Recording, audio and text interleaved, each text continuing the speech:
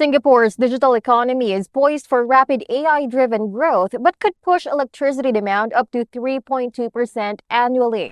To talk more about the issue are Bob Johnson of Gartner and Jason Ong of Gentrack Ltd. Welcome, Bob and Jason. Let's begin with the significance of this. How significant is AI-driven electricity demand compared to Singapore's overall energy consumption today? Well, we estimate that Singapore's data center energy demand is going to almost triple from 2025 to 2030, representing an average growth rate of about 25% a year. Now, this is going to go from about 4% of the total in 2025 to roughly 11% of the total in 2030. Putting this into perspective, we think that the increase in data center energy demand is going to account for roughly 1/3 of the increase in projected generation capacity that we see planned for Singapore during the same time frame. It is very significant because we see the AI that's driving the demand for electricity. The rapid increase is a result of the growing number of data centers and all the cooling requirements. The data centers, they're performing 24 hours a day, 7 days a week, high workloads, power intensive, power hungry. They can draw up to hundreds of megawatts of electricity continuously. And the issue here is that the demand for electricity is focused on a specific district where the data center is, compared that to the usual evenly spreading out across the island. So imagine if there are multiple data centers that are built within the same cluster, this will result in a significant spike in the peak demand for electricity for the area and put a significant strain on the grid. But based on your data, can the grid realistically handle 3.2% annual demand growth without compromising net zero target? So the grid is facing a real test now, right? Especially the current situation in the Middle East. But Singapore's energy is still secure, right?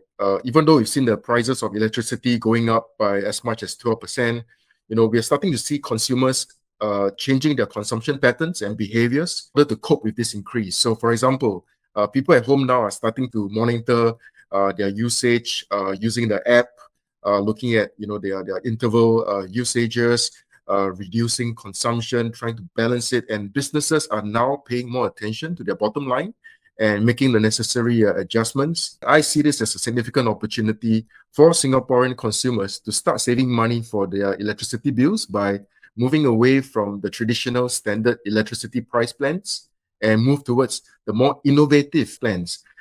So if you're a homeowner, you can get significantly cheaper electricity between 9 p.m. to 9 a.m., which is perfect if you're using your household appliances and not using so much of it during the daytime. Well, the way we understand it is your projected supply growth for the 25 to 30 period represents about a 5.6% average growth per year during that time, and that should be sufficient to handle anticipated demand increases, including new data centers. Now, we also understand that your new generating capacity includes a combination of significant solar power and natural gas turbines, which will be eventually converted to clean hydrogen.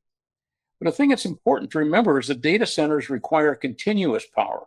So initially, they may depend more on the natural gas power than on new solar power, and this may compromise your net zero targets. However, in the longer term, the plans to convert these power plants to hydrogen will greatly help achieve net zero goals. Those are really good points and recommendations, but what upgrades are most urgent to make Singapore's grid more resilient to AI-related loads? Well, one of the things that we see about many current grids that are basically controlled manually is that they cannot respond fast enough to some of the rapid load changes by data centers, which have significant swings from needing a lot of power to not needing power. What we recommend is installing smarter controls that can automatically switch power around and maintain smooth grid operations in spite of the rapid load changes from data centers.